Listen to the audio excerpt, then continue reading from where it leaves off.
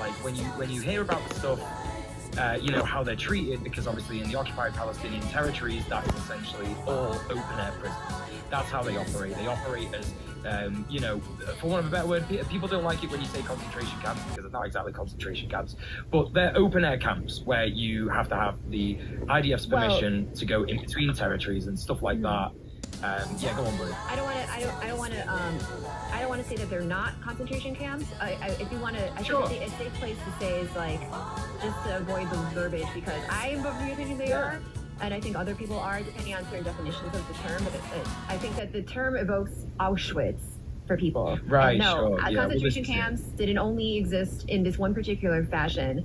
And they can absolutely exist in a modern in a more modern manifestation of it in ways that is not, you know. But I also want to respect. I mean, I always want to let everyone know that I'm a dumbass, and so I'm always trying to learn things, and so I don't want to ever say like you're wrong because of something. So I just want to make sure that we can account for.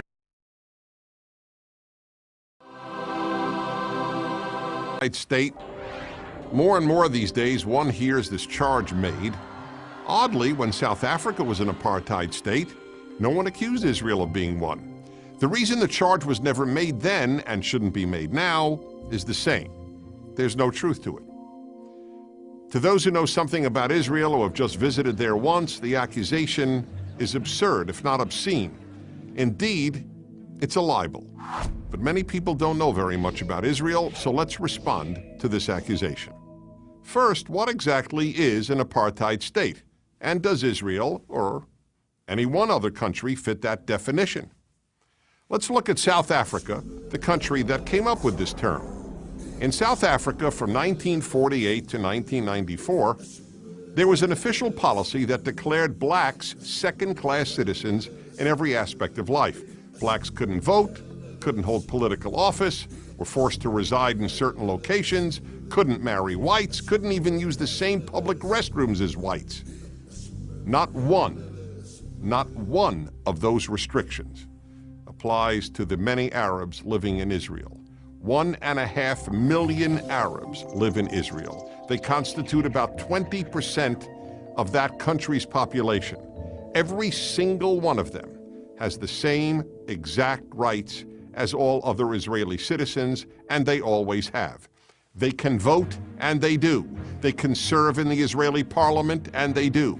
They can own property, businesses, and work in professions alongside other Israelis, and they do.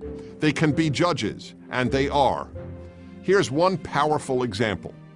It was an Arab judge, who sentenced the former president of Israel to jail on a rape charge. And nobody batted an eyelash that an Arab judge would sentence a Jewish president to prison. Some other examples. Rita Mansour is the youngest ambassador in Israel's history. Walid Badir is an international soccer star on Israel's national team. Rana Raslan is the former Miss Israel. Ismail Khaldi was the deputy consul of Israel in San Francisco. Khaled Abu Tomei is a major journalist with the Jerusalem Post. Galeb Majadel was until recently a minister in the Israeli government. They are all Israeli Arabs, not one is a Jew.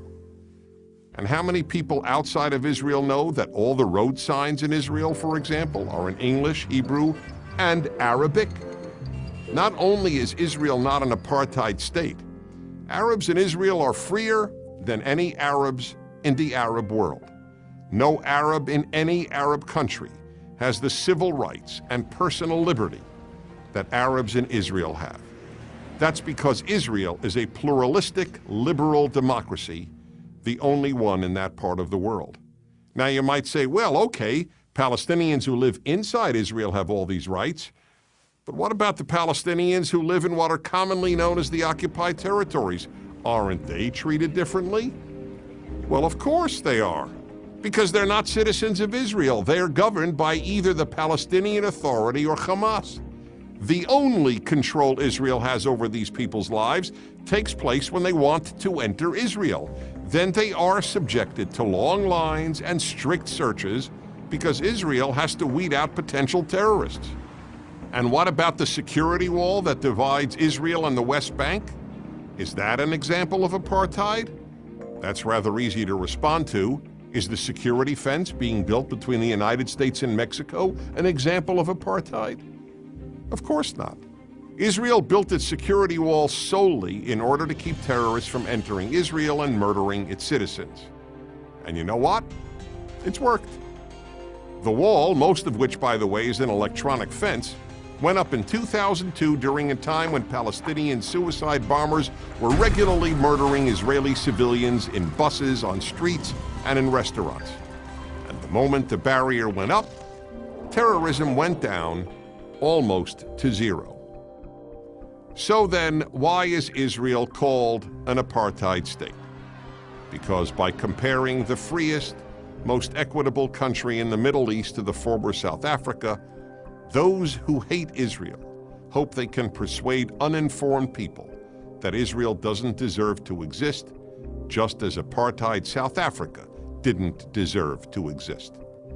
And if you don't believe me, just ask the people who know better than anyone else what a lie it is that Israel is an apartheid state, the one out of every 5 Israelis who is an Arab, which is why they prefer to live in the Jewish state than in any Arab state. I'm Dennis Prager.